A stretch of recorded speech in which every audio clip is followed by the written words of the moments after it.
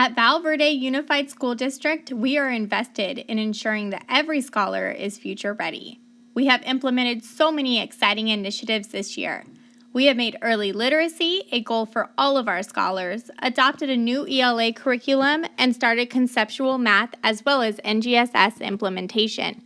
Moving forward with our MTSS model, we want to build on the system of supports that are provided for our scholars throughout their day in all content areas. This approach has provided us with the opportunity to stop, drop, and UA. The stop, drop, and UA concept was ignited through the belief that all students need to be provided instruction at their targeted areas. Once the teacher provides first best instruction and observes a need to intervene with several students, this flexible UA approach can be utilized quickly and effectively. We can use our what?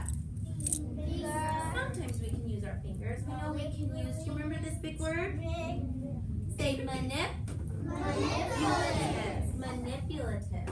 We also know we can draw a proof picture. Or we can do what else? Count. What else can we do? Once first best instruction is delivered, the teacher must then make final adjustments to groups. As with traditional universal access, grouping should be made. These groups are soft groups, as some students will need to be switched immediately based on teacher observation and checking for understanding throughout the lesson. Our iStation data is a great place to start when forming your soft groups for ELA, just as our Jitters data and ThinkCentral data is beneficial for math. Multiple measures should always be used for grouping, and teacher observation is a huge component. When the teacher is done with the direct instruction portion of their lesson in any content area, they may then quickly make final adjustments to the groupings.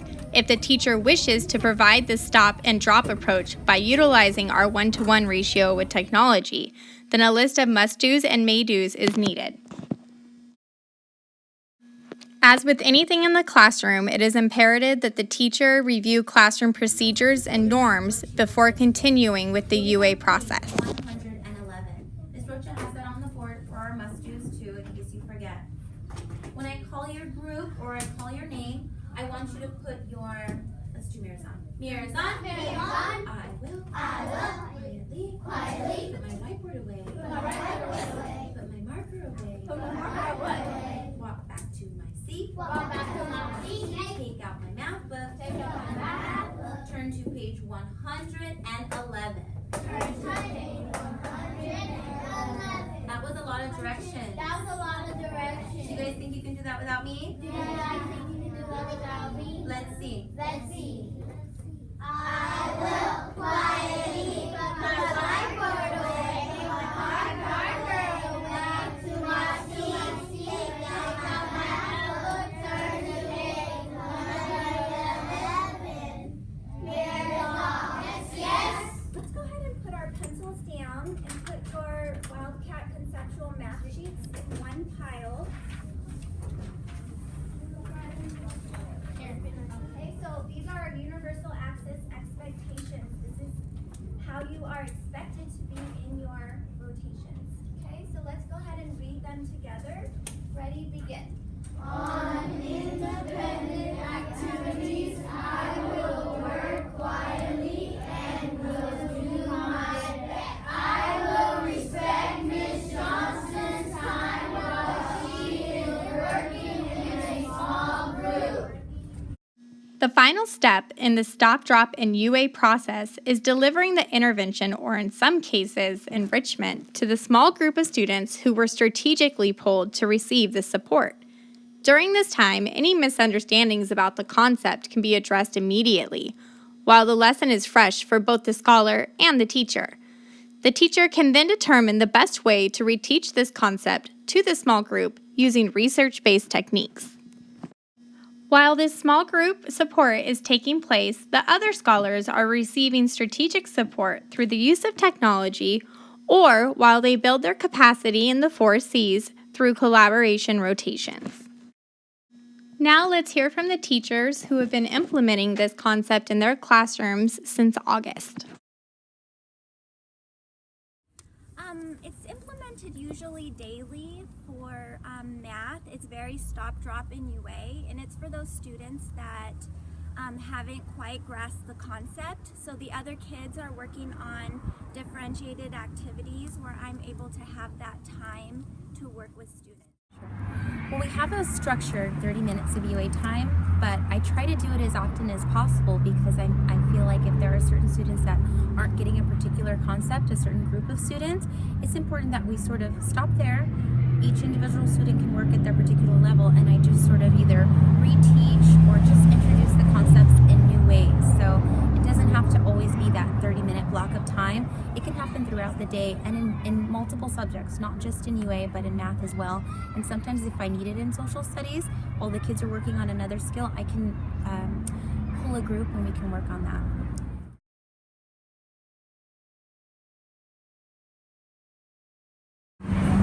It's a pretty engaging time as well. I feel like the UA time is a time where the students can see their own learning, especially on the tech, where it sort of shows the growth from the last time they took that particular test or the last time they played that particular game to today, the learning they did today. So UA to me is students being engaged in different activities that are meeting their individual needs. All the activities are differentiated, and that's also my time to pull a small group so I can provide extra support for those students that need some extra help.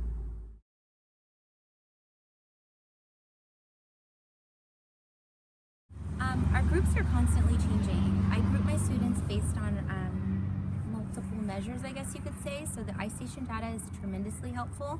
They play a game, Prodigy.com, that also gives me feedback. Just through teacher observation, I'm able to group them.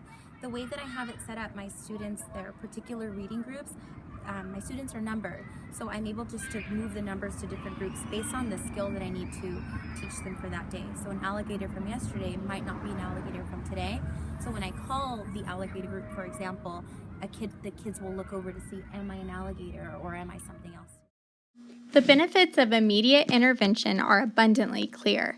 Rather than waiting for a designated UA time, we have the opportunity to stop the lesson and remediate immediately. This provides more opportunities to have every scholar grasp the lesson to his or her full ability. So next time you are seeing that some scholars are not grasping the content, feel free to stop, drop, and UA.